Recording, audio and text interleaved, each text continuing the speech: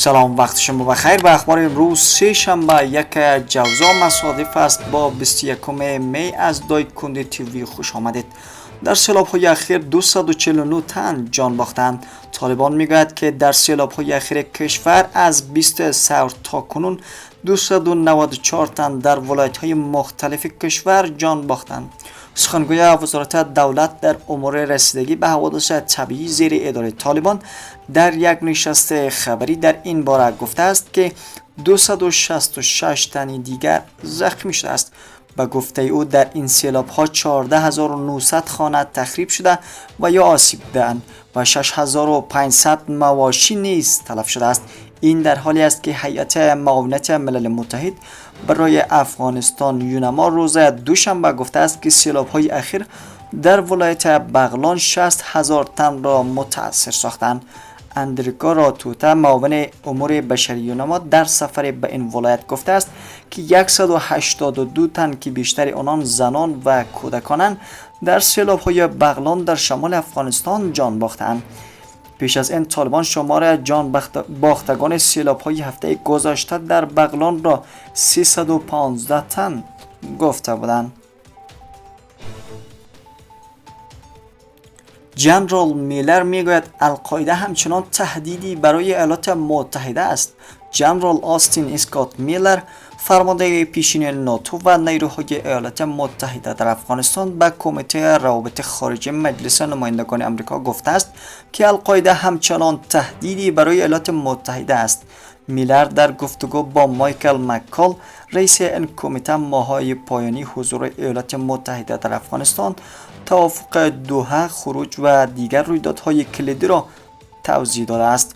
او تاکید کرده است که نگرانی‌های اصلی او در جریان مذاکرات دوحه اطمینان از حمایت مستمر از مردم افغانستان است. نزدیک به 11 میلیون دلار مالیات دهندگان آمریکا به طالبان پرداخت شده است. بازرس ویژه ایالات متحده برای بازسازی افغانستان سیگار در یک گزارش تازه گفته است که از اگست 2021 یا از 1400 تا کنون 10 میلیون و 900 هزار دلار از پول مالیات دهندگان ایالات متحده به اداره های طالبان پرداخت شده است.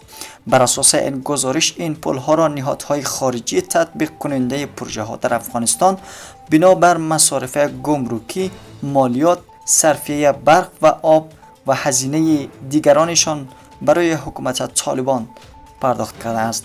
سیگار در این گزارش گفته است که از میان 65 نهاد کمک رسان و تطبیق کننده پروژه ها 38 نهاد آنان به پرسشنامه این نهاد پاسخ دادند. رهبر طالبان فرمانده های امنیه 3 ولایت را جابجا کرد. هیبت الله آخوندزاده رهبر طالبان فرمانده امنیه ولایت های تخار، بغلان و کنر را جابجا کرده است. ذبیح الله مجاهد سخنگوی طالبان امروز سه شنبه 1 جوزا با نشر پست در ایکس از جابجایی این فرماندهان خبر داده است.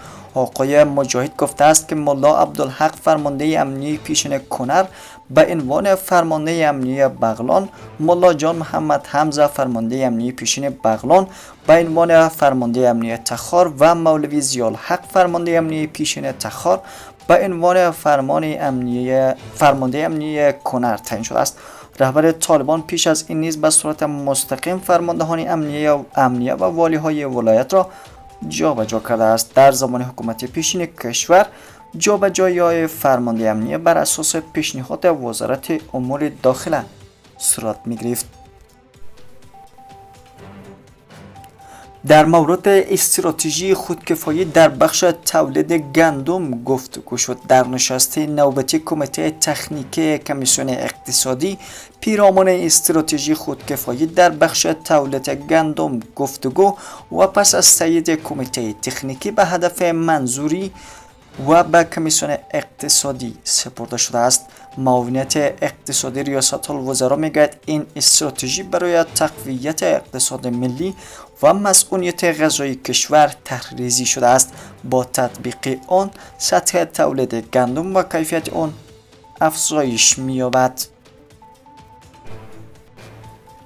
و خبر آخر این که مهاجران افغانستان از ایران و پاکستان بیش از 180 خانواده در یک روز بیش از 180 خانواده مهاجر افغانستان در یک روز از پاکستان و ایران به گونه اجباری و اختیاری اخراج و به کشور برگشتند.